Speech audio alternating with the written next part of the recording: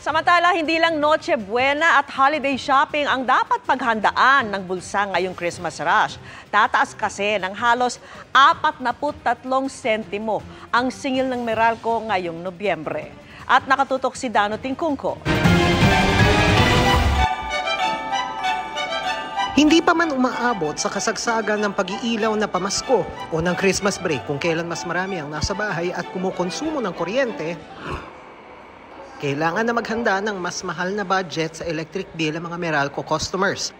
Tataas kasi ngayong Nobyembre ng halos 43 centavos ang singil sa kada kilowatt-hour ng kuryente.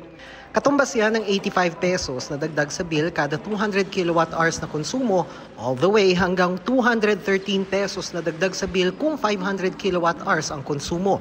Mabigat yan sa pamilya ni Aling Presi na lumalagpas na ng 200 kilowatt-hours ang normal na konsumo bago pa ang Kapaskuhan. Yan ay kahit masinop sila anya sa paggamit sa kuryente. Wala naman kaming aircon. Hindi lang basta namamalugtot, wala nang kumot. Ayon sa Meralco, bukod sa tumaas na demand, humina ang piso na nakaapekto sa singil ng mga power producer, pati sa liquefied natural gas terminal fee at mga buwis at ibang mga bayarin.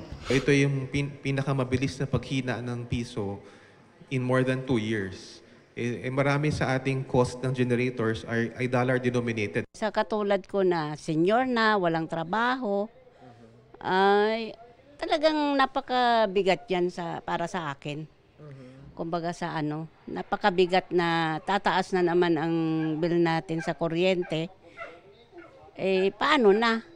Hindi pa masabi sa ngayon ng Meralco kung paano gagalaw ang presyo ng kuryente sa Disyembre. Bagamat mas dadami ang mga ilaw at dekorasyon, party at reunion, mas malamig naman ang panahon kaya pwedeng mabawasan ang paggamit ng mga pampalamig.